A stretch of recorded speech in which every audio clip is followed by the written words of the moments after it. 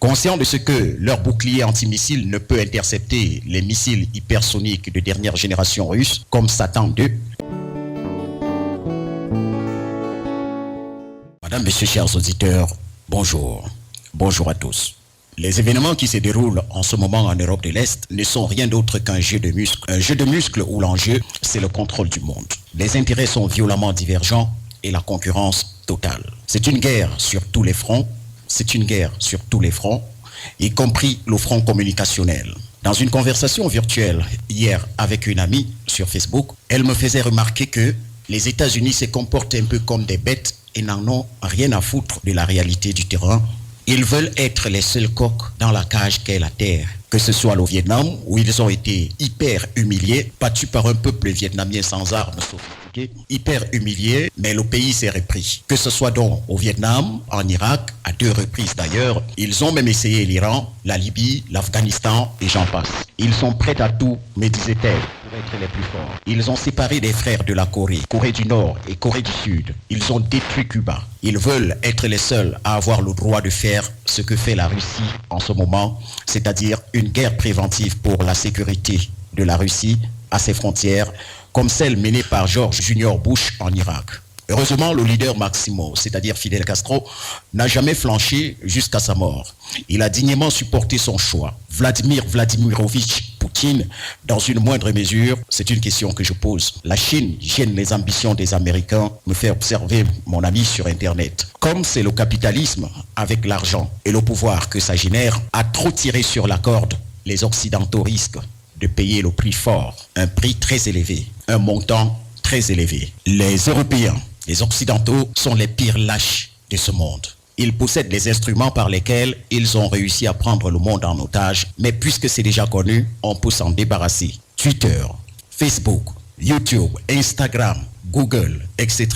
Ils mettent tout cela au service du Pentagone et contrôlent mieux le monde que la Corée du Nord. L'Occident et l'Europe, c'est les pires dictatures de ce monde en ce moment. En un clic, ils ont exclu les Russes de tous ces instruments de communication. Leur chose, comme ils l'avaient fait avec la RTI de Laurent Gbagbo à l'époque d'une crise entre la France et la Côte d'Ivoire. Même la Corée du Nord n'a jamais atteint un tel niveau de dictature primaire. Aujourd'hui, nous le savons, la première victime de la guerre, c'est la vérité. Quand on écrit un journaliste ukrainien tué et que vous vous rendez compte que le dit journaliste est décédé il y a 8 ans en Afghanistan, vous vous demandez finalement, non mais à la fin, qu'est-ce que c'est?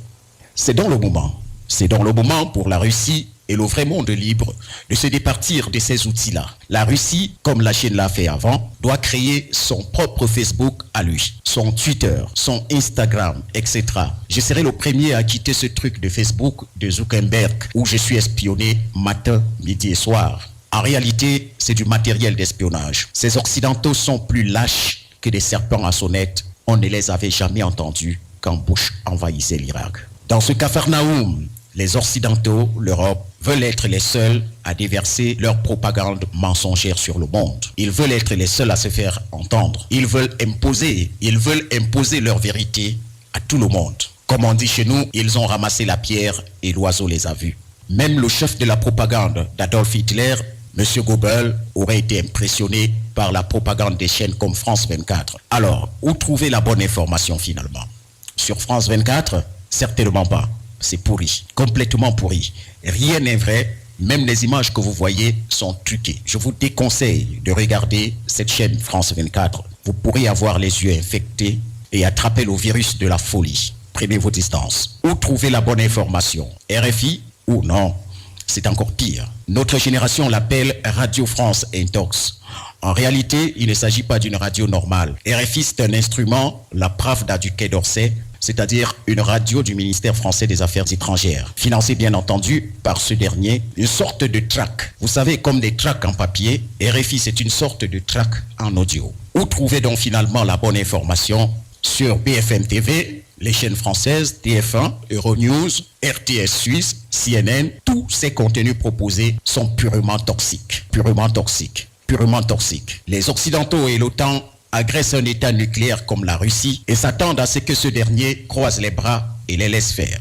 La Russie n'est pas la Côte d'Ivoire, la Russie n'est pas le Cameroun, La Russie n'est pas la Libye, et c'est bien cela le problème. Ils aimeraient que ce dernier se laisse plumer, mais hélas, sur des chaînes de pure propagande, comme France 24, RFI, BFM TV, TF1, Euronews, RTS Suisse, etc.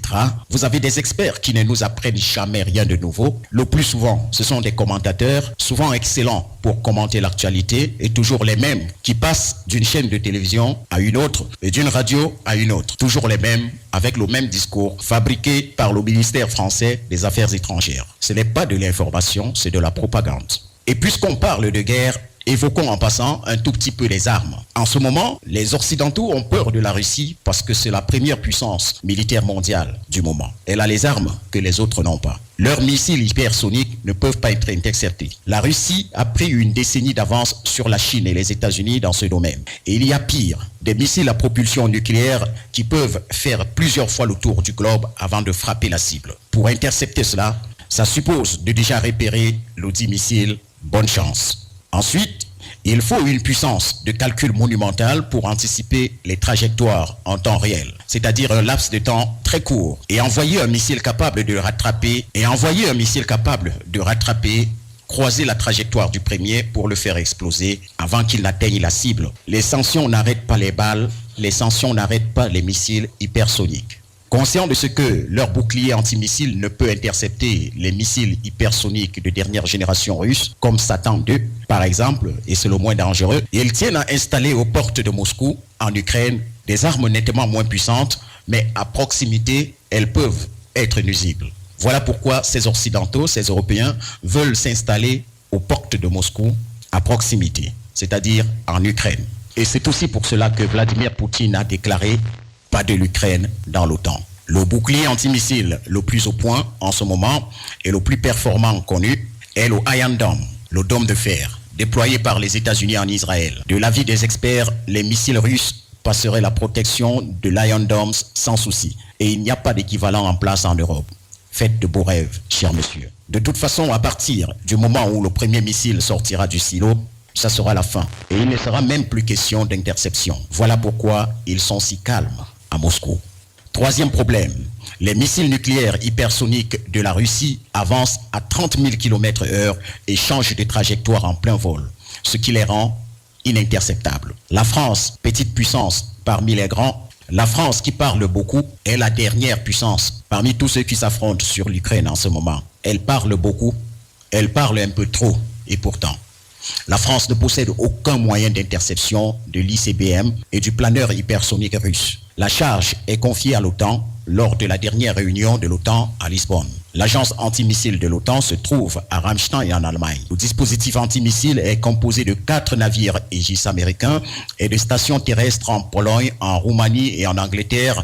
Mais c'est un dispositif impuissant, sans compter avec la capacité aiguë des hackers russes, c'est-à-dire les pirates informatiques de l'Europe de l'Est, chaque année redoutés par les États-Unis et l'Europe, et qui sont capables de mettre hors d'état de nuire, hors d'usage, tous les systèmes de communication de l'OTAN en 3 minutes. En 3 minutes, l'Europe et les États-Unis deviennent complètement aveugles. La partie ne fait que commencer. J'ai bien installé mon canapé et mes pop-corn. C'est un peu comme dans la PlayStation.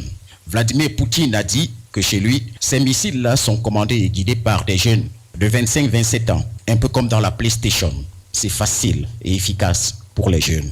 Alors, messieurs les Américains, bienvenue en enfer. Alors, messieurs les Français, très chers agresseurs, bienvenue en enfer. Bienvenue en enfer. Satan vous attend. Satan vous attend.